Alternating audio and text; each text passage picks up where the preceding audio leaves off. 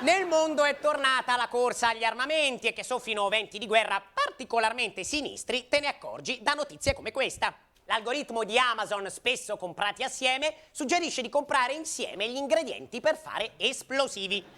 Tranquilli però, mi sembra difficile che una persona prima compri materiale esplosivo su Amazon e poi esca di casa a mettere bombe. Un cliente Amazon non ce lo vedo a uscire di casa. Ma non voglio sminuire il pericolo. Con questo clima da guerra nucleare in giro, effettivamente di che avere paura, ma non se siete italiani. La terza guerra mondiale ci conviene come noi italiani siamo fra i più grandi produttori ed esportatori di armi nel mondo. Nell'ultimo anno l'Italia ha esportato il 7% in più di formaggi, l'8% in più di salumi e l'85% in più di armi. Ciò vuol dire che in certe zone del mondo, quando si immaginano il Made in Italy, più che al pecorino di fossa, pensano alla fossa. In sintesi, quando un uomo con la pistola incontra un uomo col fucile, quello con la pistola cerca di vendergliela se è italiano. I nostri migliori clienti sono il Kuwait, il Qatar, la Turchia e l'Arabia Saudita. Insomma, noi italiani vendiamo armi al Medio Oriente, che è un po' come vendere caramelle ai pedofili all'uscita della scuola di tuo figlio. L'Italia ha venduto armi anche all'Egitto e insieme gli abbiamo regalato anche un ragazzo su cui testarle, tipo manichino da crash test, e pare che il cliente sia rimasto soddisfatto.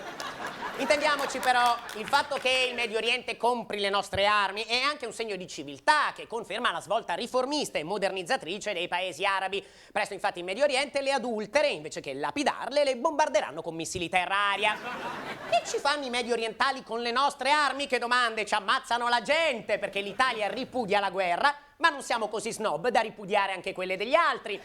Un'inchiesta del New York Times ha rivelato che l'Arabia Saudita in Yemen sgancia bombe italiane. Queste bombe vengono usate contro i civili. Il New York Times fa l'esempio di una famiglia di 6 persone uccise in Yemen da una bomba made in Italy, che, se ci pensate, 6 persone non sono poche per una bomba fabbricata in un paese che non vince una guerra dal 1918. Per la precisione, queste bombe vengono fabbricate in Sardegna, cioè in Yemen i sauditi stanno distruggendo un territorio con la complicità dei sardi, un po' come hanno fatto Briatore, Umberto Smaira e Gerry Calà in Costa Smeralda.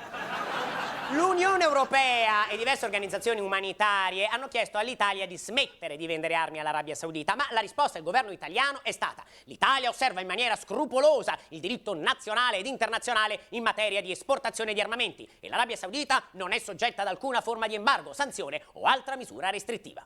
In effetti l'Italia lo sa bene che l'Arabia Saudita non è soggetta a nessun embargo sulle armi perché lo ha deciso l'Italia 3 mesi prima che lo scandalo venisse a galla. Quindi l'Italia vende armi agli arabi perché ha il permesso di farlo. E chi ci ha dato il permesso? Ce lo siamo dati da soli. Praticamente il nostro sottosegretario alla difesa è Carlo Verdone nello sketch del porto d'armi.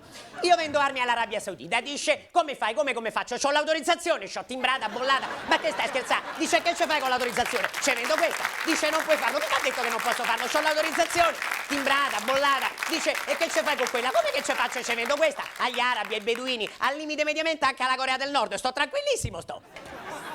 Finalmente abbiamo capito a cosa serve la parata del 2 giugno. È una sfilata di campionario per far conoscere le nostre collezioni di armi a potenziali acquirenti nel mondo. Un po' come la Fashion Week, ma con meno animalier e più mimetica.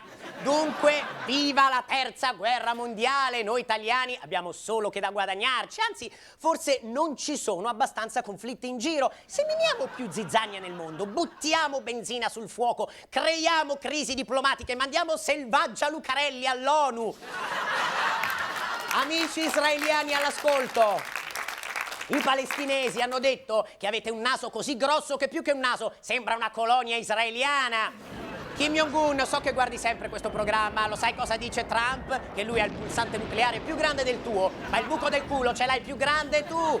Cari spettatori iraniani di Comedy Central, lo sapete cosa dicono i francesi di voi? Che i vostri edifici fanno schifo, che quando lapidate una donna questo ammasso di pietre sanguinolente, beh, è migliore di un vostro hotel a 5 stelle. E cari telespettatori inglesi, la Germania ha detto che ora che siete usciti dall'Europa ve ne potete anche andare a fare in culo! E ora la linea al nostro sponsor!